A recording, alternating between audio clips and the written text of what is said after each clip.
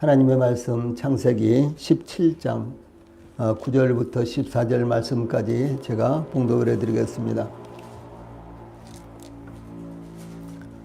하나님의 말씀 창세기 17장 9절 말씀부터 14절 말씀까지 제가 봉독을 해드리겠습니다.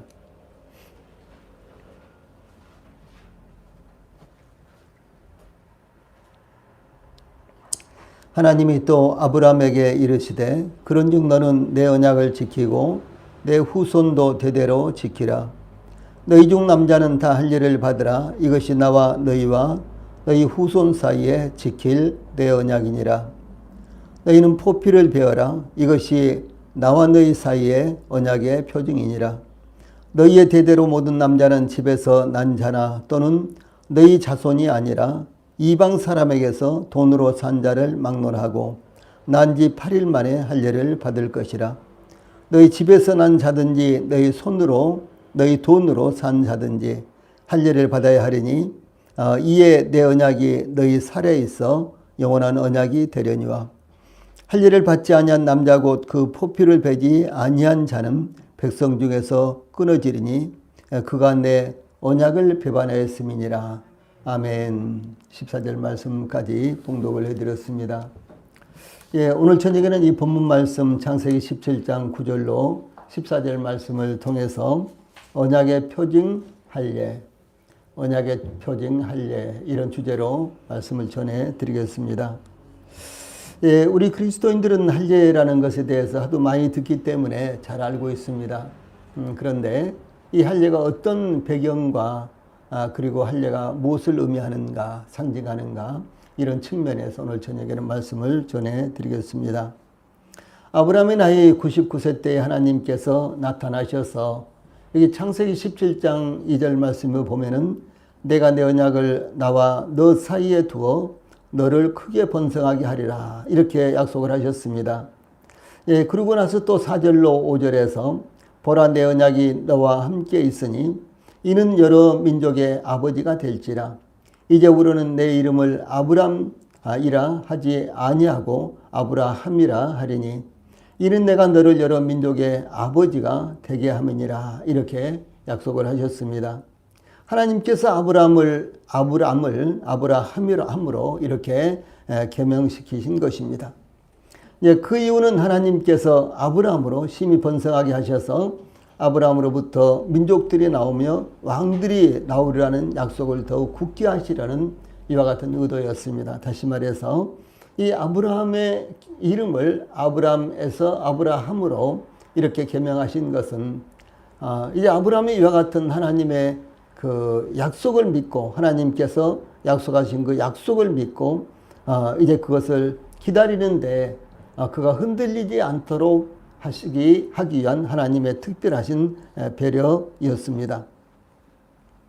그래서 하나님께서 아브라함과 맺은 언약을 굳건하게 하셔서 반드시 이루실 것을 아브라함의 믿음이 그것을 아브라함의 믿음으로 말미암아 아브라함의 믿음이 흔들리지 않고 하나님의 약속을 기다리도록 하는데 그 목적이 있었습니다. 또한 하나님은 아브라함과 맺은 언약을 아브라함의 후손과도 대대로 세워 영원한 언약으로 삼으심으로 하나님께서 아브라함에 이어 아브라함의 후손에게도 하나님이 되실 것이다 이렇게 말씀을 하신 것입니다. 이건 참 정말로 영광스러운 것입니다. 하나님께서 아브라함에게 나타나셔서 아브라함을 부르셨죠. 그리고 하나님께서 선택하신 백성이 되도록 하시기 위해서 약속을 하시면서 아브라함을 가나안 땅으로 이주를 하셨습니다. 그리고 나서 이제 하나님께서 말씀하시기를 나는 너의 하나님이다 이렇게 말씀하셨는데 나는 너의 하나님뿐만 아니라 너의 후손들에게도 나는 하나님이다 이렇게 이제 말씀을 하신 것은 얼마나 복된 것입니까? 저 당대뿐만 아니라 저의 후손들도 동일하게 제가 섬기는 하나님을 섬기고 하나님과 관계를 맺는다는 것은 정말로 복 중에 복이 되는 것입니다. 그런데 아브라함은 이와 같은 복을 받은 것입니다. 또 뿐만 아니라 하나님께서 아브라함의 자손이 번성할 것만 아니라 아브라함이 거주하는 가나안 땅을 주어서 아브라함과 그 후손에게 영원한 기업이 되게 하고 그러니까 하나님께서는 아브라함을 부르셔서 아브라함뿐만 아니라 아브라함 후손도 번성하게 하시겠다고 약속을 하셨는데, 그뿐만 아니라 그 가나안 땅도 아브라함뿐만 아니라 아브라함의 후손에게 주시겠다, 이렇게 땅까지도 약속을 하신 것입니다. 그래서 하나님은 그들의 하나님이 되실 것이라고 또다시 이렇게 다짐을 하신 것입니다. 자손을 주신다고 하시면서 나는 그들의 하나님이 될 것이다. 또 땅을 주신다고 하시면서도 나는 그들의 하나님이 되실 것이다. 이렇게 반복해서 말씀을 하셨다는 것이죠. 하나님께서는 이와 같은 이 언약의 표징을 아브라함과 그 후손에게 두시기 위해서 할례를 실행하라고 이제는 아브라함에게 지시를 하셨습니다. 즉 할례의 언약을 선포하신 것입니다. 먼저 9절 말씀을 통해서 언약을 받은 자의 자세, 이제 아브라함의 언약을 받을 때 어떤 자세를 가졌는가, 이런 말씀입니다. 하나님께서 아브라함에게 은혜로 베푸시는 하나님의 언약의 풍성함을 말씀하신 후에 하나님이 또 아브라함에게 이르시되 그런즉 너는 내 언약을 지키고 내 후손도 대대로 지키라, 이렇게 말씀을 하셨습니다. 우리 그리스도인들은 하나님으로부터 근본적인 이 생명의 약속뿐만 아니라 여러 가지 약속을 저희들이 받고 있습니다. 참으로 저희들이 하나님 앞에 받은 것, 그리고 받은 약속, 이미 이루어진 것, 그리고 이루어질 것, 이와 같은 것들을 생각할 때요, 참 저희들이 그와 같은 약속을 받을 만한 자격이 있는 자들인가, 또 그와 같은 위치에 있는가, 전혀 그렇지 않습니다. 그런데도 불구하고 저희들이 하나님으로부터 이와 같이 놀라운 약속을 받았죠. 근데 사실상 아브라함이 그렇다는 것이죠. 그리고 아브라함이 그런 것은 사실상 또 저희들이 그렇다라고 하는 것은 정말로 놀라운 것입니다. 이 9절 초반부에 하나님이 또 아브라함에게 이르시되, 이렇게 말씀하신 것은 지금까지 말씀하신 것과 더불어 또 다른 언약을 말씀하신 것인데, 일방적으로 아브라함과 그 후손에게 은혜를 베푸시겠다라고 하는 것 외에도 너는 내 언약을 지키고 내 후손도 대대로 지키라, 내 언약을 지키라, 이렇게 9절에 말씀을 하셨습니다. 아브라함과 그 후손들이 하나님께서 새롭게 세우시는 언약을 지킬 것을 지시를 하신 것입니다. 이 계약이라는 거 있잖아요. 계약이라는 것은 일반적으로 양자 사이의 합의에 의해서 체결이 됩니다. 국가적인 조약도 마찬가지고 개인이나 혹은 또 공동체의 어떤 계약도 마찬가지입니다. 예를 들어서 결혼 계약이나 매매 계약과 노무 계약 등은 어느 한쪽의 일방적인 약속에 의해서 이루어질 수 있는 것은 아닙니다. 한쪽이 일방적으로 약속을 한다 그럴지라도 그 약속을 받아들인 쪽에서 오케이를 해야지만 그 약속이 성사가 되는 것이죠. 체결이 되는 것입니다. 그래서 반드시 양자가 합의해야 약속은 이루어질 수가, 언약 계약은요, 체결될 수가 있는 것입니다. 이 다윗이 압살롬의 반역으로 요단강 동쪽 마하나임으로 피신을 할 때가 있었죠. 그때 로글림 이 길앗 사람 바르실레가 다윗과 함께한 백성들을 이제 다윗이 그 마하나임에서 이제 압살롬의 난을 피해서 머물고 있는 동안 봉양을 했습니다. 그때 다윗은 아무런 준비도 못 해갔었거든요. 그런데 이 바르실레가 다윗과 함께한 사람들을 그렇게 오랫동안 봉양을 했어요. 이 다윗이 압살롬의 반역을 제압하고 예루살렘으로 귀환할 때 다윗 왕이 너무너무 이 바르실레에게 감사해서 바르실레에게 이렇게 제시를 합니다. 너는 나와 함께 건너가자. 예루살렘에서 내가 너를 공개하리라. 이렇게 제의했습니다. 이 다윗은 이 바르실레가 자신에게 베푼 그 은혜를 잊을 수가 없었어요. 그래서 이제 내가 예루살렘으로 가는데 내가 너와 같이 가고 싶다. 그것은 이제 내가 너를 이제는 부양하고 싶다. 이렇게 이제 제의를 한 것입니다. 예, 그때 이제 바르실레는 다윗 왕에게 사무엘하 19장 34절로 37절 말씀 보면요. 내 생명의 날이 얼마나 있겠사옵기에 어찌 왕과 함께 예루살렘으로 올라가리이까.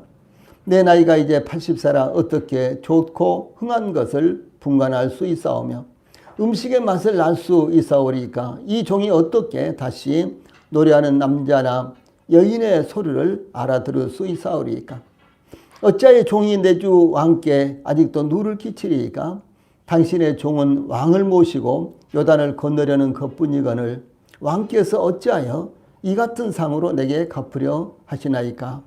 청하건대 당신의 종을 돌려보내옵소서. 내가 내 고향 이 부모의 묘 곁에서 죽으려 하나이다. 이렇게 아주 정중하게 거절을 합니다. 이 요단강을 건너서 마나임으로 이렇게 피신 온 다윗을 이제 다윗이 머무는 동안 이 바리실레는 꾸준하게 돌봤어요. 그래서 이제 다윗이 다시 예루살렘으로 귀환을 하면서 이제 귀환을 하는데 이 바리실레가 따라오는 거예요. 그래서 이제 바리실레에게 같이 가자. 내가 이제는 너를 봉양하겠다. 이렇게 하니까요. 바리실레가 내가 지금 왕과 함께 하는 것은 이 요단을 건널 동안 왕을 이제 모시고 요단을 건너고 싶어서 그렇습니다. 그러나 예루살렘까지는 안 가겠습니다. 나는 이제 나이가 많아서 음식 맛도 제대로 모르고 여인들의 소리도 제대로 듣지도 못하고 그런데 오히려 내가 함께 왕과 함께 간다면 왕에게 누만 끼칠 뿐 왕에게 도움이 되지 않을 것입니다. 그러니까 나는 가지 않겠습니다. 참 정말로 멋쟁이죠. 예, 성경에 이런 멋쟁이들이 있어요. 참 놀라운 이와 같은 인격자이십니다. 네, 이런 이제 모습을 볼 수가 있는데 이 평양감사도 저스리면 그만이다. 이런 말이 있지 않습니까? 아무리 좋은 것이라도 자기가 싫으면 할 수가 없는 것입니다. 이것이 계약상의 조건이 된다는 것이죠. 예, 아무리 상대방이 볼 때 대단해도 받는 내 편에서요. 싫어. 그러면 끝나는 것이라는 거죠. 그래서 이 계약이라는 것은 양쪽에서 동일하게 합의가 되고요. 체결이 돼야지만 계약은 이루어지는 것입니다. 예, 그러므로 하나님께서 말씀하신 언약도 그 대상인 아브라함과 그 후손들이 지킬 때 적용이 된다라고 하는 것입니다. 그래서 이 하나님께서 인간과 언약을 체결하시는 이유는 하나님과의 관계가 유지되도록 하시기 위한 것이며 하나님께서는 사람과의 관계를 지속하기 위해서 인간에게 순종의 조건을 주셨는데 이것을 성경에서는 언약이라고 이렇게 부릅니다. 약속 혹은 언약 이렇게 부릅니다. 하나님께서 말씀하시고 그것을 받아서 믿을 것인가 또 때로는 그것을 받아서 순종할 것인가 그러면 이제 언약이 체결되는 거예요. 성경에서는 그렇습니다. 또한 성경에 나타나는 언약에는 두 가지가 있는데요. 아마 우리 성도들이 듣기에는 좀 생소하라고 생각합니다. 하나는 행위 언약이고 다른 하나는요 은혜 언약입니다. 행위 언약, 은혜 언약. 그리고 성경의 이 언약들을요 대비를 하면은 크게 두 가지로 나누면 한 가지는 행위 언약이고 한 가지는 은혜 언약 이렇게 됩니다. 이제 이런 것들은 이제 신학교에 가면 이제 이렇게 세밀하게 배우게 되는데 무슨 말씀인 거는 이 행위 언약이라는 것은 인간에게 행위를 요구하시는 언약으로 모세를 통해서 시내산에서 이스라엘 백성들에게 출애굽기 19장 5절 6절에 보면은 세계가 다 내게 속하였나니 너희가 내 말을 잘 듣고 내 언약을 지키면 너희는 모든 민족 중에서 내 소유가 되겠고 너희가 내게 대하여 제사장 나라가 되며 거룩한 백성이 되리라 이렇게 하셨고요. 또 에덴 동산에서 최초의 사람 아담과 하와에게 창세기 2장 16절 17절에 보면은 동산 각종 나무의 열매는 내가 임으로 먹되 선악을 알게 하는 나무의 열매는 먹지 말라. 내가 먹는 날에는 반드시 죽으리라 이렇게 말씀하셨는데 이것이 행위 언약이에요. 그래서 하나님께서 말씀하시면 그것을 내가 받아서 그 말씀을 받아서 지킬 때 이것이 약속이 성립이 된다는 사실이죠. 이것을 가리켜서 행위 언약이라고 합니다. 그 다음에 이제 은혜 언약이라는 게 있는데요. 은혜 언약의 경우는 언약의 조건은 행위를 요구하지 않고 다만 믿음으로 받아들이도록 하는 언약. 이것을 가리켜서 은혜 언약이라고 이렇게 말합니다. 특히 은혜의 언약은 모든 사람들에게 동일한 조건으로 약속하신 이와 같은 언약입니다. 즉 하나님께서 죄인들을 위해 자기 아들의 생명을 주셨기 때문에 하나님의 사랑을 믿음으로 받아들이도록 하신 것. 예, 그러므로 요한복음 3장 16절에 하나님이 세상을 이처럼 사랑하사 독생자를 주셨으니 이는 그를 믿는 자마다 멸망하지 않고 영생을 얻게 하려 하심이라 이렇게 증거했죠. 여기 대상은 모든 사람들입니다. 그 누구든지 간에 하나님께서 하셨던 이 놀라운 사실을 마음에 믿으면은 영생을 얻는다, 구원을 받는다는 거죠. 이것이 바로 은혜 언약이다라고 하는 사실입니다. 이 본문에서는 하나님께서 아브라함에게 그런즉 너는 내 언약을 지키고 내 후손도 대대로 지키라. 9절에 이렇게 말씀을 하셨습니다. 예, 그런즉 그러는데요. 그런즉은 본문 앞에 나타난 1절로 8절까지의 말씀으로서 하나님께서 일방적으로 아브라함에게 말씀하신 약속으로서 하나님의 언약의 내용이자 조건을 의미합니다. 즉 하나님께서 이와 같이 약속하셨기 때문에 혹은 하나님께서 이와 같은 계획을 갖고 계시므로 하나님께서 제시하신 약속을 아브라함에게 지켜라 이렇게 요청하는 것입니다. 하나님께서 제시하신 언약의 조건은 너는 내 언약을 지키고 내 후손도 대대로 지키라 이런 말씀으로서 하나님께서 제시하신 언약을 지키라라고 지시하신 것입니다. 그러므로 하나님의 언약에 대하여 언약을 받는 아브라함과 그 후손 측의 반응은 오직 믿음과 순종이 요구되는 것입니다. 이와 같은 말씀들은 성경에 조금 전에 읽어드린 대로 출애굽기 19장 5절로 6절, 신명기 4장 24절로 31절 등등 아주 많이 나타납니다.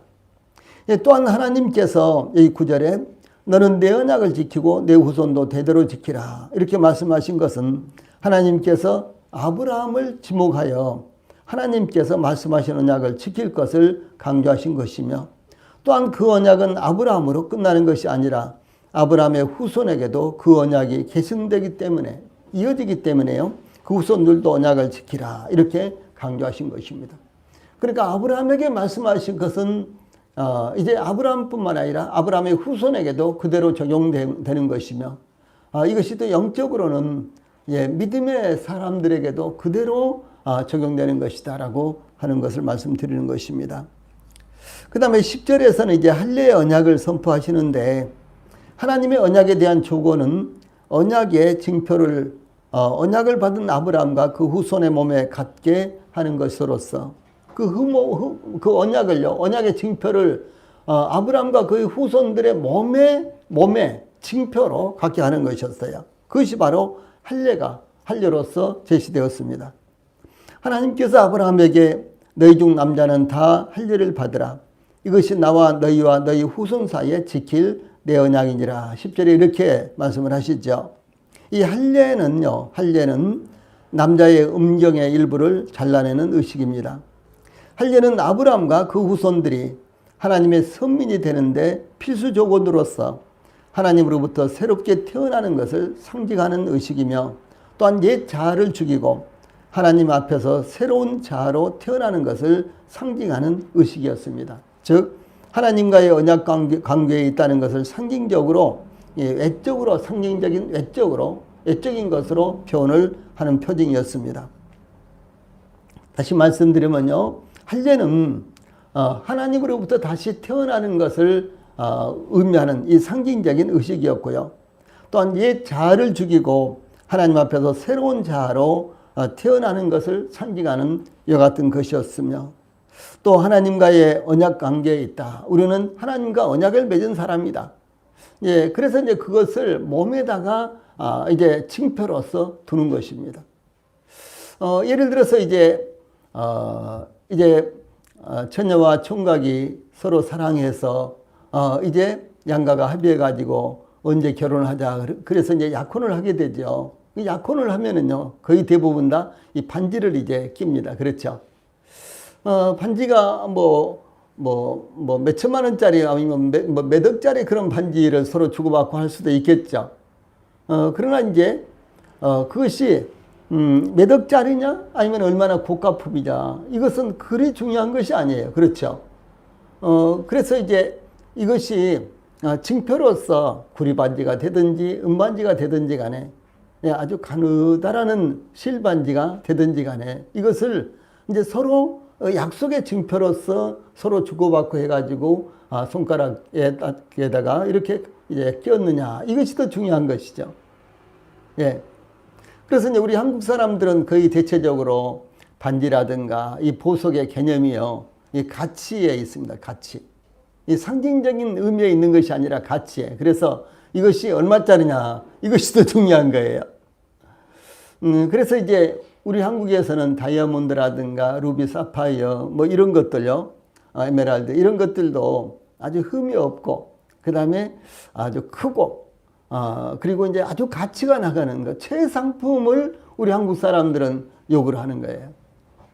근데 서양 사람들은 그렇지 않습니다. 서양 사람들은 흠이 좀 있어도 상관없고요, 가치가 별로 안 나가도 상관없는데 단지 이것이 기념품으로서 상징적인 의미로서 이 존재 가치가 있느냐, 여기에 초점이 맞춰지는 거예요. 그래서 이제 예를 들어서 우리나라 같은 경우는 다이아몬드 하면요, 흠도 전혀 없고 아주 깨끗하고 아주 빛도 아주 영롱하고 좋고요. 이제 이런 것이야지만 아주 가치를 매기는 거예요. 근데 사실상 그런 의미가 아니라는 거죠. 그렇죠? 예, 이것이 그냥 돈이 많아서 꼈느냐, 아니면은 이것이 정말 서로 사랑하는 의미로서 주고받은 이와 같은 기념품, 상징적인 의미가 담겨지는, 이게 더 중요한 것이죠. 예, 그래서 이제 서양 사람들과 우리 한국 사람들의 이 보석 개념이 아주 다릅니다. 그러냐, 우리 한국은 어떻게 쓰니 큰 것으로, 아주 값진 것으로, 잔여 흠이라든가 이런 거 있으면 이제 가치가 떨어지잖아요. 그래서 이제 이런 것은 제외하고 아주 좋은 거, 최고 좋은 거, 이런 것을 선호하고요. 서양 사람들은 이것이 기념이 될 만한 것인가. 그래서 오늘이 이것이 뭐 예를 들어서 육순을 맞이했는데 육순으로서 가치가 있는 이와 같은 의미가 있는 이와 같은 보석인가. 내지는 뭐 결혼 50주년이 됐는데 결혼 50주년으로서 이제 그 상징적인 의미가 있는가, 여기에다 초점이 맞춰지는 거예요. 그 가격은 문제가 아닙니다. 네, 그래서 이제 이런 우리 주변에서 이런 것을 볼 수가 있는데요. 이 할례는 이와 같이 하나님의 백성이 됐다. 이제 하나님의 백성이 됐다. 이제 우리가 새롭게 되었다. 이와 같은 측면에서요, 이 할례를 행하라, 이렇게 하나님께서 말씀하셨다는 것이죠. 여기 10절로 13절에서는 10절과 13절에서는 할례의 대상에 대해서 말씀하고 있는데, 이 하나님께서 아브라함에게 너희 중 남자는 다 할례를 받으라 이렇게 말씀하실 때에 이 신분의 고하를 막론하고 아브라함과 그 후손의 남자들과 돈으로 산 종들이 할례의 대상이었습니다. 이 말씀은 13절, 14절, 27절까지 이렇게 나옵니다. 이 구약시대의 이방인들이 할례를 받게 되는 것은 여호와 하나님을 받아들이는 이 개종의 종교를 받고는요, 이 개종의 의미가 있었습니다. 창세기 34장 14절에 나오는 말씀이고요. 그 다음 이제 할례를 언제 받을 것인가. 여기 12절에 보면 하나님께서 최초로 아브라함에게 할례를 실행할 것을 명령하실 때와 이스라엘 백성들이 광야 생활을 이제 마치고요, 이제 이 요단강을 건너서 이제 길갈로 올라갔죠. 머물렀죠. 이제 그때를 제외하고는요,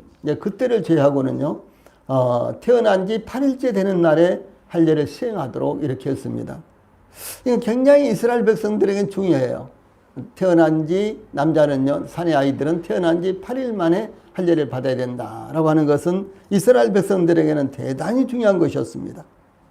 이스라엘 백성들의 광야 생활에서는 할례를 실행하지 못했죠. 왜냐하면 이스라엘 백성들의 이 광야 생활은 계속해서 여행을 해야 되기 때문에 할례를 받고 여행을 할 수가 없잖아요. 그래서 이 광야에서는 하나님께서 이스라엘 백성들에게 할례를 실행하도록 지시를 하지 않으셨어요. 그런데 이제 요단강을 건너서 가나안 땅에 들어가 이 길갈에 진을 칠 때 비로소 하나님께서 이스라엘 백성들에게 할례를 실행하라라고 이렇게 명령하신 내용이 여호수아서 5장 2절로 8절에 나타납니다. 그러므로 이스라엘 백성들은 하나님의 명령을 순종하기 위해서 안식일이라도 할례를 했어요. 안식일 날은 아무것도 하지 않아야 되잖아요. 그런데 할례를 행한다는 것이 대단히 중요한 일이었어요. 이스라엘 백성들에게요. 그래서 할례를 행하면은 그 일을 기념하기 위해서 잔치를 베풀고 함께 많은 사람들이 모이고 등등 이렇게 했습니다. 일가 친척들이 다 모이고 그랬어요. 마치 우리나라에서 뭐 백일 잔치를 한다, 돌잔치를 한다, 그러면 많은 사람들이 모이잖아요. 이제 그러듯이 이스라엘 백성들이 할례를 행하면 그렇게 많은 사람들이 일가 친척, 가족들, 뭐 친지들, 또 뭐 아는 사람들이 이렇게 다 모여서 축하하고요. 아주 음식을 많이 준비하고 거대한 잔치를 합니다. 그런데 안식일 날 그런 걸 음식을 준비한다든가 그런 걸 하면 안 되잖아요. 그런데 할례만은요, 안식일이라도 실행을 했다는 거죠. 그래서 이 할례를 행하는 것이 안식일보다도 우회법에 있는 것입니다. 그렇게 중요했다라고 하는 사실이죠. 예, 그래서 이제 하나님께서 아브라함에게 명령하신 이 할례 의식은 모세 율법에서 다시 선포되므로 할례 의식은 모세의 율법에 의해서 제정된 것으로 전해지고 있는 것입니다. 이 만약 할례를 받지 않은 것은 이 하나님 언약을 깨뜨리는 것이 되기 때문에 백성 중에서 끊어졌습니다. 이 14절 말씀입니다. 그리고 출애굽기 12장 48절에도 나와 있습니다. 할례는 다음과 같은 의미가 함축되어 있는데 제가 그냥 쭉 이렇게 읽어만 드릴게요. 시간상 설명을 해드릴 수 없고요. 이 아브라함과 그 후손들이 이방인과 구별되는 표시입니다. 할례가요.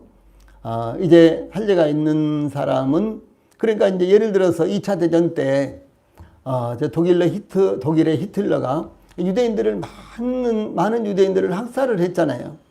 그러니까 유대인들이 아닌 것처럼요, 수염을 깎고, 유대인들은 대부분 다 수염을 길렀습니다. 그런데 유대인들이 수염을 깎고 유대인들 아닌 것처럼요, 뭐 폴란드 사람이라든가 무슨 뭐 헝가리 사람이라든가 이와 같이요, 유대인들 아닌 것처럼 이렇게 꾸미고 다녔어요.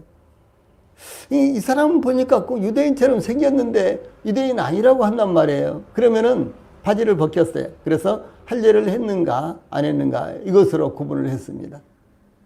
예, 그래서 그렇게 이제 이방인과 이스라엘 백성들 사이에, 그러니까 아브라함의 후손인가 아니면 이방인인가 이것을 구별하는 이와 같은 표시였습니다. 그 다음에 할례는 이제 하나님의 언약을 기억하게 하는 징표였습니다. 그래서 내 언약을 너희 몸에 두으라 그랬잖아요. 예, 그래서 그 할례를 통해서 나는 또 우리 가족은 하나님과 언약 관계에 있다. 이런 것을요, 기억하게 하는 참 중요한 것이었습니다. 그 다음에 이제 순결을 지키며, 할례는 순결을 지키며 여호와를 경외하는 것을 실천하게 하는 표시였습니다. 하나님의 백성으로서 하나님의 법을 순전하게 지켜야 되는 거죠. 그 다음에 아브라함의 후손인 것을, 이 할례는 아브라함의 후손인 것을 의미합니다. 물론 이제 그 당시에 중근동에는요, 이 아브라함의 후손들, 히브리인들 뿐만 아니라 할례를 행하는 이민족들이 많이 있었습니다. 할례를 행하는 이민족들이 많이 있었어요. 그런데, 이제 히브리 사람들은 할례를 절대시했기 때문에요. 할례는 아브라함의 후손인 것을 이제 의미하는 이와 같은 표시였습니다. 또 창세기 34장 14절을 보면요, 이 할례는 선민의식과 공동체의식을 갖게 했습니다. 선민의식, 우리는 하나님의 선택된 백성이다. 공동체의식, 우리는 모두 다 아브라함의 후손이다. 하나님 나라다. 하는 그런 거였죠. 다음에 할례는 하나님의 언약에 대한 인간의 자발적이고 긍정적인 응답을 의미합니다. 우리는 하나님께서 약속하셨을 때 그 약속을 받아들인 민족이었고, 하나님 말씀에 우리는 순종하고 하나님 말씀을 따르는 민족이다. 이런 의미죠. 그 다음에 출애굽기 12장 44절로 45절에서는 할례를 받지 못한 자는 유월절 식사에 참여하지 못했습니다. 예, 유월절 식사는 모두 다 참여를 할 수 있었죠. 심지어 종들도, 돈으로 산 종들도 참여할 수 있었고요. 나그네들도 참여할 수 있었습니다. 그런데 할례를 받지 못한 사람들은 참여할 수가 없었어요. 그런 기준을 두었습니다. 다음에 이스라엘은 이 할례를 아주 명예롭게 생각을 했습니다. 할례를 받은 사람인가 아닌가. 그리고 이제 나는 아브라함의 후손이다. 그렇다면 당연히 할례가 있어야 되는 거예요. 그래서 이 할례를 아주 명예롭게 생각을 했고요. 이제 성경에 보면 사사기 14장 3절, 15장 18절 등등에요. 이런 내용들이 많이 나옵니다. 그래서 이 할례를 받는 것을 아주 영광스럽게 이렇게 생각을 했고 명예로 생각했다는 것이죠. 어, 이제 반대로요. 할례 받지 않은 이방인은 부정하게 여겼습니다. 그래서 이방인들은 할례 받지 않았기 때문에요. 이스라엘 백성들이 이제 이스라엘 백성들이 부정하다 그럼 무엇을 생각했어요? 개나 돼지를 생각을 했죠. 그래서 이스라엘 백성들이 이방인 그러면 할례가 없어. 그러면서 이방인들을 마치 개나 돼지 취급을 했다는 것이죠.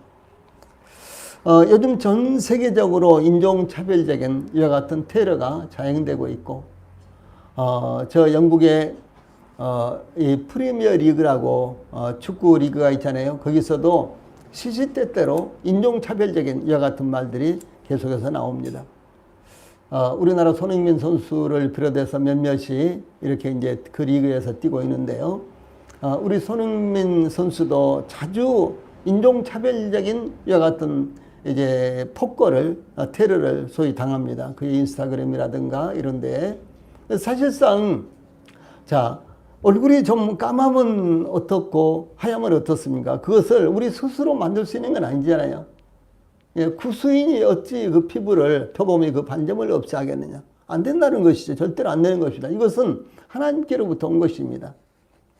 제가 여러 번 말씀을 드렸지만은 이제 우리가 부모를 공경해야 되는 것은요. 부모는 하늘이 주신 거예요. 이건 내가 선택한 것이 아닙니다. 예. 우리가 국가에 충성해야 되잖아요. 왜 충성해야 됩니까? 국가도요. 우리가 선택해서 우리가 대한민국 국민이 된 것이 아니에요. 예. 우리가 선택할 수 있는 것과 선택할 수 없는 것이 있는데 이 선택할 수 없는 것은요. 이것을 숙명이라고 여기고 우리가 거기에 복종을 해야 되는 것입니다. 그래서 예를 들어서 얼굴이 까맣다. 과거에 아주 얼굴이 숫덩이처럼 까만 이와 같은 사람들을 보면요. 참 정말 힘들겠다. 저렇게 어떻게 살지 이런 생각도 했어요. 근데 그렇지 않아요. 그분들도 똑같이 사는 것입니다. 저희들과 함께요. 자기들의 공동체 안에서 똑같이 살고 또 저희들은 좀 이제 이렇게 저희들끼리 보면 조금 뭐 하얗고 조금 덜 하얗고 그 정도지만은 저 유럽 사람들이 우리 한국 사람들을 보면요. 하얗다고 보지 않고 누렇다고 봅니다. 예. 그리고 자기들은 우리가 볼 때는 하얗지 않잖아요. 좀 불구스름하다든가 오히려 까무잡잡한 사람들이 많고 그런데 자기들은 백인종이라고 생각합니다. 그런데 이와 같은 관계가 이와 같은 점은요. 사실상 하등에 저희들의 선택의 여지가 있는 것이 절대로 아니고 또 뿐만 아니라 이것이 사람을 구분해서는 안 된다는 것이죠. 예. 그런데 이런 인종차별적인 이야기가 참 많이 있습니다. 그런데 이 할례는 하나님의 약속 가운데 있는가? 아니면 하나님과 전혀 관계를 맺지 못한 가운데 있는가? 이것을 구분하는 표시가 되었다는 사실이죠. 예. 하나님 앞에 이제 저희들이 갔을 때요. 너는 흑인이구나. 그러니까 너는 저 동네가 살아라. 너는 얼굴이 누렇구나. 너는 이쪽 동네 가서 살아라. 그리고 너는 얼굴이 하얗네. 이리 와 우리 동네 가서 살아. 절대로 이렇게 되지 않습니다. 그렇게 될까요? 아니죠. 그게 될 수가 없는 것이죠. 예. 그런데 이 세상 살면서 단지 얼굴이 좀 뭐 색깔이 좀 어쩌다. 또 생김새가 동양 사람들은 뭐 눈이 좀 적다. 그리고 서양 사람들은 눈이 좀 크다. 이런 것으로 말미암아 그것을 비하하고 멸시하고요. 차별준다는 것은 그것은 정말 말이 안 되는 것이죠. 예. 서양 사람들이 한국에 왔을 때 한국 사람들은 서양 사람들을 보면서요. 잘생겼다고 전혀 생각지 않았습니다. 예. 한국 사람들이 이제 서양 사람들이 처음에 일본이나 한국이나 저 중국에 왔을 때요. 전부 다 짐승처럼 생겼다고 생각을 했어요. 예. 요즘은 뭐 보기에 너무 익숙하고 뭐 TV라든가 실제로 보는데 너무 익숙하니까 그런 생각하지 않지만 옛날에 처음으로 서양 사람들을 봤을 때 어떻게 생각했겠어요? 정말 짐승처럼 보였던 거죠. 동양 사람들이 볼 때는요. 그렇게 보는 관점이 자기 문화적으로 자기 이제 중심적으로 보기 때문에 다르게 볼 수 있는 보일 수 있는 것인데 이것을 가지고 끝까지 차별을 한다든가 이렇게 하는 것은 대단히 잘못된 것이죠. 후천적인 문제도 후천적으로 장애인이 된다든가 또 후천적으로 여러 가지 이제 환경이라든가 등등 이런 것 때문에 여러 가지 이제 어렵게 되는 사람들도 많이 있죠. 그러나 그런다고 할지라도 우리는 그런 사람들에 대해서 전혀 편견을 가지면 안 됩니다. 외국인에 대해서도 편견을 가지면 안 되고, 또 이 과거에는 70년대 이럴 때는 우리 한국 사람들이 저 중동에 건설 노동자로 많이 갔잖아요. 그때 이 중동 사람들 뭐 사우디라든가 이란이라든가 이런 사람들은 우리 한국 사람들을 굉장히 무시했습니다. 왜냐하면은 얼마나 먹고 살 것이 없어서 이렇게 이 더운데 일하러 오고, 그리고 일하러 와가지고 그야말로 잠도 안 자고 밤낮 없이 저렇게 일을 하느냐 그러면서요 엄청나게 무시했어요. 근데 실질적으로 이제 그들을 보면요, 전혀 학교를 다니지 않아 가지고 글자 하나도 모르는 사람들도 한국 사람들을 보면 무시했다는 거죠. 그런 사람들이 그 당시에는 중동 사람 가운데는 꽉 찼었어요. 문맹률이 뭐 50% 이상 됐으니까. 그런데도 한국 사람들을 무시를 했다는 것이죠. 이제 우리 한국에 200만 이상의 외국 사람들이 여러 가지 직종으로 한국에 와서 일을 하고 있습니다. 특히 동남아시아라든가 또 뭐 아프리카 사람들, 무슨 탄하는 그쪽에, 이 북서아시아 쪽에, 이런 쪽에서도 또 많은 사람들이 와 있는데, 어디에서 온 사람들이지 간에, 그리고 얼굴 색깔이 어떻든지 간에, 우리가요, 그런 사람들을 차별적인 눈으로 보면 안 돼요. 똑같이 우리 한국 사람들 보듯이 똑같이 보고, 그들도 우리 한국에서 정당하게 일하고 정당하게 그 대가를 받고 이렇게, 그리고 또 한국에서 살든지 자기 나라에 가서 또 잘 살도록 이렇게 우리가 도와주고 배려를 해야 되는 거예요. 외국에 다녀보면은 실제로 이제 이런 부분에 대해서 정말 우리가 차별을 두면 안 되겠구나. 우리가 가서 차별을 받는 것처럼요, 우리 한국에서도 조금 못 산다 그래서 이렇게 차별을 하면 안 되겠구나, 이런 생각을 가져야 되는 거예요. 미국에 들어갈 때 자꾸 이런 이야기가 나오는데, 미국에 들어갈 때 제일 마음에 이 참 잘못됐다, 이런 건 정말 잘못됐다, 이런 생각이 드는 것이요. 제가 이제 미국의 시애틀이라든가 뭐 시카고라든가 여러 이제 공항을 이렇게 이제 들어가 보면요, 이 국내선 아니라 이제 국제선을 타고 이렇게 내리잖아요. 그러면은 이제 출구가 쫙 이렇게 있는데, 우리 이제 인천공항 같은 데는 내국인, 외국인 이렇게 이제 구분해 둔 데들이 있습니다. 이제 이것은 편리를 위해서 해놓은 거거든요. 이건 차별을 위해서 해놓은 것이 아닙니다. 그런데 미국 같은 데 가면 이제 이런 걸 아예 근본적으로 못하게 돼 있기 때문에 우리는 차별을 위해서가 아니라 편리를 위해서 해놓은 거거든요. 근데 이제 미국 이런 이제 공항 가면은 그런 게 없어요. 그냥 내국인이든지 외국인이든지 한 번에 막 이렇게 나가는 거예요. 근데 이제 그 입국 심사를 하러요. 그런데 그 경비들이 이제 입국 심사하는데 경비들이요, 이 서양 사람들만 탁탁 찍어서 미리 검사를 해서 보냅니다. 그리고 동양 사람들은 안 보내는 거예요. 동양 사람들은요. 그래서 서양 사람들 다 보내놓고 동양 사람들은요 30분, 1시간 기다린 다음에 그 다음에 이제 검사를 하고 나옵니다. 그리고 이제 거기에 이제 이렇게 보면요, 거의 대부분 다 그 공항 이제 경찰들이죠. 이 경찰들이 아주 등치가 막 2m씩 될 정도로 막 몸집도 이렇게 크고요. 또 다 총 차고 있잖아요, 그 사람들은요.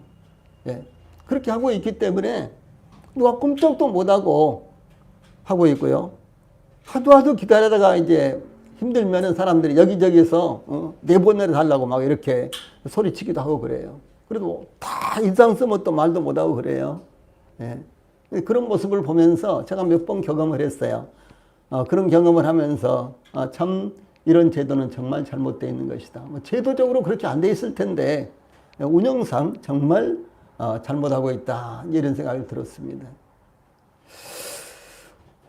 자, 이제 우리는 모든 사람들을 하나님 앞에서요 똑같은 가치를 가진 똑같은 위치에 있는 영혼들로 이렇게 봐야 되는 것입니다. 그래서 귀하게 여기고 우리가 존중해 주고 사랑해 주고 이렇게 해야 되는 것입니다. 여기 10절에 보면 하나님께서 아브라함에게 할례를 제시하실 때에 너희 중 남자는 다 할례를 받으라. 이것이 나와 너희와 너희 후손 사이에 지킬 내 언약이니라. 이렇게 하심으로 이 할례는 하나님과 언약을 맺은 이 아브라함과 그 후손들에게 대대로 지켜야 하는 언약이었다라고 하는 것입니다. 즉 아브라함과 그 후손 중 남자는 그 어떤 경우에도 유예가 인정되지 않았습니다. 모두 다 동일한 차원에 있었어요. 동일한 위치에 있었습니다. 단지 모든 여성들은 죄가 되었습니다. 이 여성들이 죄되었던 것은요, 여성들이 죄되었던 것은 이건 차별이 아니고 이제 전통적으로 여성들은 남자에게 포함되어 있기 때문에 남자를 카운트하면 여성도 거기 들어가는 거예요. 예, 이제 그런 이제 그 풍습 때문에 그렇게 한 것입니다. 그래서 이제 남자들에게 동일하게 속해 있기 때문에 그들은 할례를 직접적으로 받지 않아도요, 할례의 언약을 공유하게 되었습니다. 특히 여기 10절에서 이것이 내 언약이니라 라는 말씀은 할례를 의미하는데 할례가 곧 언약의 표, 언약 사항을 지칭하는 것이었습니다. 그 언약의 표를 아브라함과 그 후손들이 그들의 몸에 가질 것을 부과를 시킨 것입니다. 다음에 11절로 14절에서는 언약의 징표에 대해서 말씀하고 있습니다. 여기 11절에 너희는 포피를 베어라, 양피를 베어라, 이런 말씀이 나오죠. 이 명령은 너희 중 남자는 다 할례를 받으라 라고 하는 10절의 말씀을 이제 어떻게 실행할 것인가에 대해서 11절로 14절 말씀까지 해서 구체적으로 지시하고 있습니다. 즉 할례가 어떻게 시행돼야 하는지 11절, 그 다음에 12절, 13절 초반부에는요, 할례를 받을 수 있는 자격은 누구인지, 그 다음에 12절 후반부에서는 할례가 몇 살 때 시행되어야 하는지, 그리고 14절에서는 할례를 받지 않을 경우 어떻게 되는지 제시하고 있습니다. 예, 할례는 하나님께서 아브라함과 그 후손들 사이에 언약 관계가 성립되었다는 표징이었습니다. 하나님께서 아브라함에게 11절에 너희는 포피를 베어라. 이것이 나와 너희 사이에 언약의 표징이니라. 이렇게 말씀하셨는데, 즉 할례는 하나님께서 아브라함과 그 후손들과 언약 관계가 형성되었다라고 하는 이와 같은 증표입니다. 제2차 세계대전 때 히틀러는 이스라엘 사람들을 학대하기 위해서 이스라엘 사람들의 겉옷등에 커다란 이 다윗뼈를 붙이도록 지시를 했습니다. 그래서 이스라엘 백성들은 양복을 입었든지 작업복을 입었든지 아주 큰 이 다윗뼈를 뒤에다가 붙이고 다녔기 때문에요, 어디서 봐도 유대인이라는 표시가 났어요. 이 개화기 때에, 우리나라 개화기 때에 일제가 조선을 지배하기 시작할 때에 일제는 이 조선인들의 상투를 자르도록 단발령을 내렸습니다. 그 전까지만 해도 남자들은 전부 다 머리를 자르지 않고 이렇게 해서 일단 상투를 틀었죠. 그랬는데 이제 그것을 자르도록 일본이 명령을 내렸습니다. 그런데 죽어가면서도 상투를 자르지 않았던 사람들이 있었습니다. 이 상투는 효경, 효도를 어떻게 할 것인가를 가르치는 이 효경에 나오는 이런 말씀이 있어요.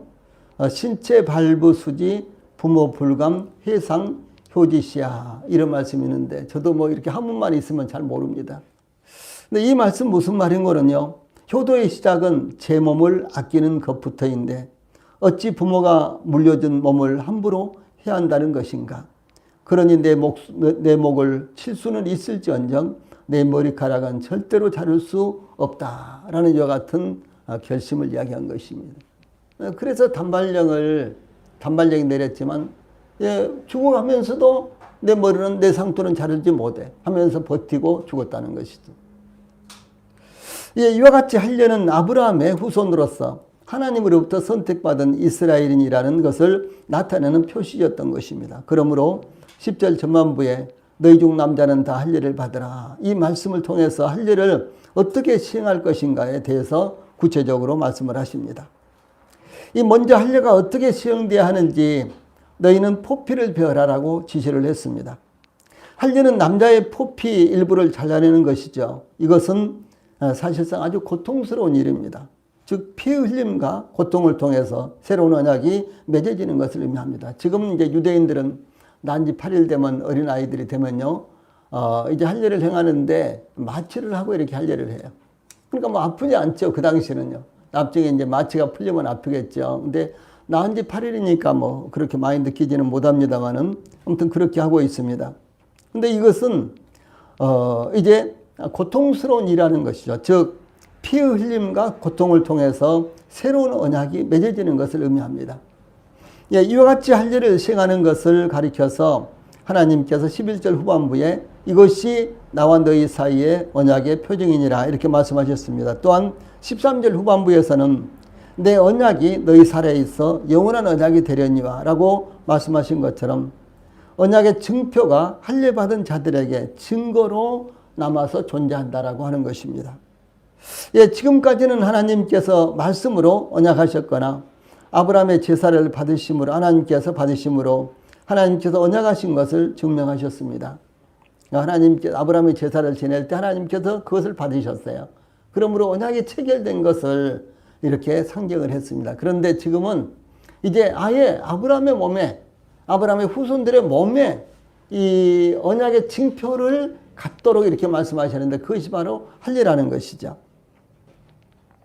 그래서 할례를 시행하게 하신 것은 하나님께서 아브라함과 그 후손에게 언약하신 것이 그들의 몸의 흔적으로, 즉 표징으로 남아있게 하신 것입니다. 둘째, 어떤 사람에게 할례를 시행해야 하는지 제시하고 있습니다.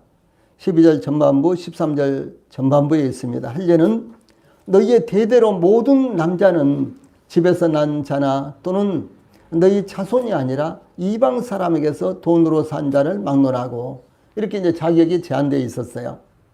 남자만 할례를 시행하는 것은 여성은 좀 전에 말씀드린 대로 남자들 안에 포함되어 있는 것으로 간주되었기 때문에 그렇습니다. 또한 아브라함과 이스마엘뿐만 아니라 아브라함의 집에 거하는 모든 남자들은 이방인들까지 포함돼서 할례를 행해야 되었습니다. 집에서 태어났다거나 돈으로 사왔다거나 동일했습니다. 이와 같이 아브라함과 그의 후손뿐만 아니라 아브라함과 그의 영향권 안에 있는 모든 남자들을 포함시킨 것은 하나님의 언약의 보편성 때문에 그렇습니다. 누구든지 이 언약에 참여할 수 있다. 예, 유대인들은, 이스라엘 백성들은 자기들만 항상 그랬죠. 그러나 이미 구약 성경에서도 이와 같이 하나님은 모든 사람들을 보편적으로 하나님의 언약 가운데 불러들이셨다는 거죠. 포함시켰다라고 하는 사실입니다. 하나님은 모든 사람이 구원을 받기를 원하신다. 디모데전서 2장 4절에 그렇게 말씀하신 것이 이미 구약 성경에서도 아브라함에게서도 이렇게 나타나는 것입니다. 이 셋째로 할례를 시행할 적정 나이를 지시하셨는데 아브라함과 그의 후손과 그의 영향권 안에 있는 자들은 누구를 막론하고 난 지 8일 만에 할례를 받을 것이다. 이렇게 12절 후반부에 지시를 하셨습니다. 태어난 지 8일 만에 할례를 시행하라는 것은 유아가 어린아이들이요 생리적으로 별로 통증을 느끼지 않는 시기입니다.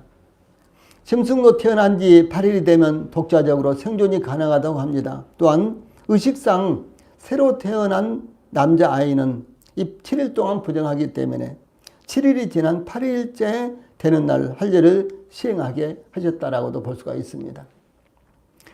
또한 제8일은 구속사적으로 안식일이 지난 후 첫 번째 날로서 그리스도의 부활하신 날입니다. 이와 같이 부활은 새 생명을 상징하기 때문에 바로 그 8일째 된 날 할례를 받음으로 새로운 생명으로 태어난 것을 상징적으로 나타낸 것입니다. 마지막으로 할례를 받지 않을 경우 어떻게 되는지 제시하고 있습니다. 14절 말씀입니다.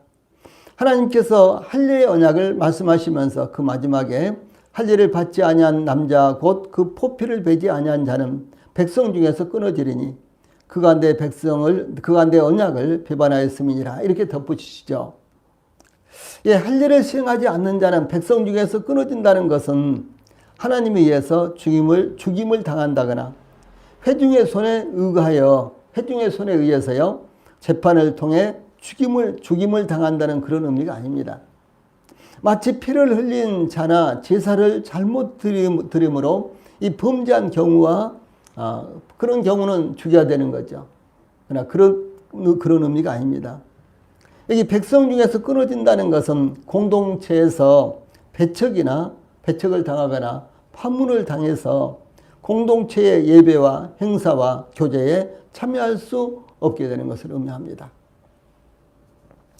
우리도 공식적으로 침례를 받지 않은 분들은 교회 안에서 이제 공식적인 일에 참여하는 것을 보류시키죠. 마찬가지입니다. 이와 같이 할례를 받은 것은 아브라함의 후손이요 하나님의 선택받은 민족이라는 것을 의미하고 있습니다. 할례의 궁극적인 목표는 주 예수님의 십자가의 죽으시며 주 예수님의 십자가의 구속을 상징합니다. 그러므로 신약시대의 성도들은 그 몸의 할례를 받는 것이 아니라 마음의 할례를 받는 것으로 말씀을 하셨습니다. 즉 예수님의 십자가의 구속이 완성되었다는 것을 그 마음의 믿음으로 받아들이는 것이 곧 마음의 할례를 받는 것입니다. 그래서 주 예수님께서 우리를 위해서 대신해서 죽으시고 십자가에서 우리를 대신해서 심판을 받으셨다. 주 예수님의 십자가의 피는 바로 나의 죄의 대가였다.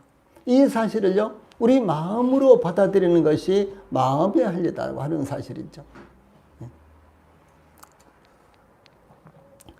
즉 예수님의 십자가의 구속이 완성되었다는 것을 그 마음의 믿음으로 받아들이는 것, 이것이 바로 마음의 할례입니다. 그러므로 사도 바울은 로마서 2장 29절에서 오직 이면적 유대인이 유대인이며 할례는 마음이 할지니 신령에 있고 의문에 있지 아니한 것이라. 그 칭찬이 사람에게서가 아니요 다만 하나님에게서니라. 이렇게 말씀하셨습니다. 무슨 말씀인고는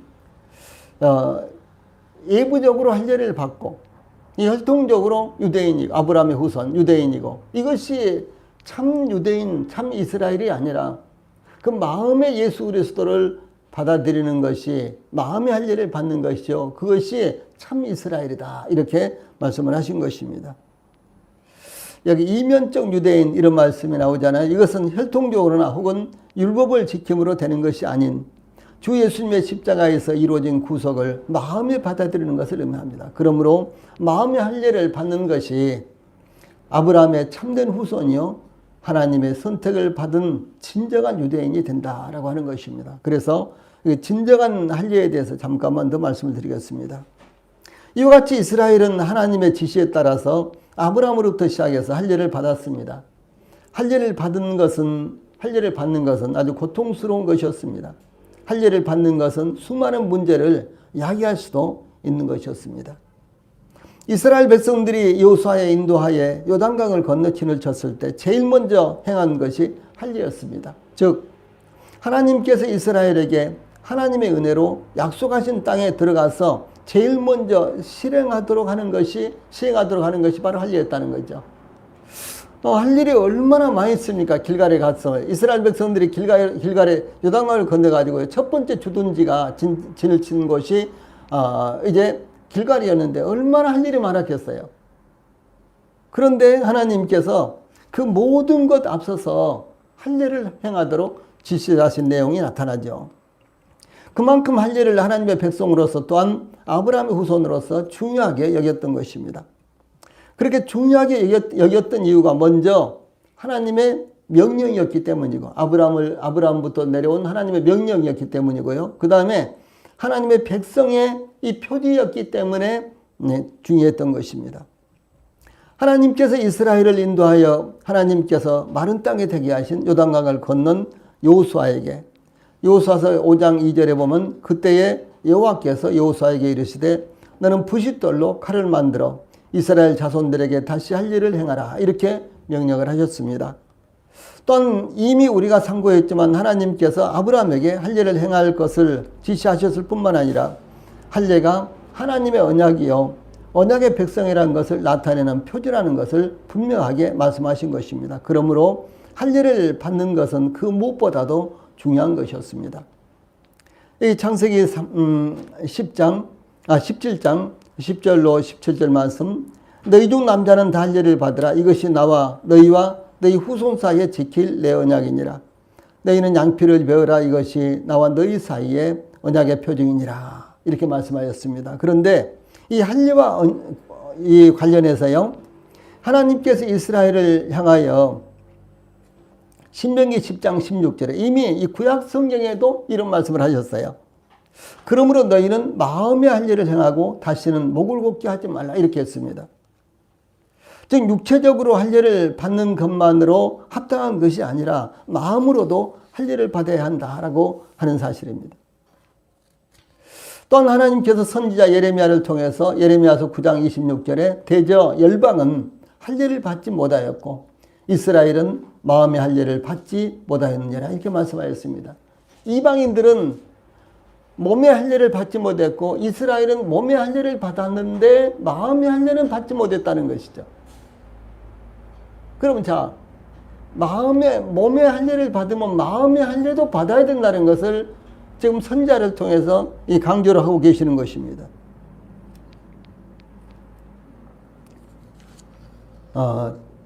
특별히 이제 애굽과 유다와 에돔과 암몬 자손과 모압과 및 광야에 거하며 그 머리털을 모지게 깎은 자들, 이런 자들은요, 이 열방이 할례를 받지 못했는데 이스라엘 백성들도 그들과 다름이 없다는 것이죠. 그러니까 이스라엘 주변에 있는 사람들은요, 마구 막 지문을 마구 맞는다든가, 요즘 이제 문신을 마구 놓지 않습니까? 어떤 사람들은 이마에도 막 문신을 만들어가지고 다니더라고. 어떤 젊은이가 어제 여기 밖에 나갔다가 깜짝 놀랐어요.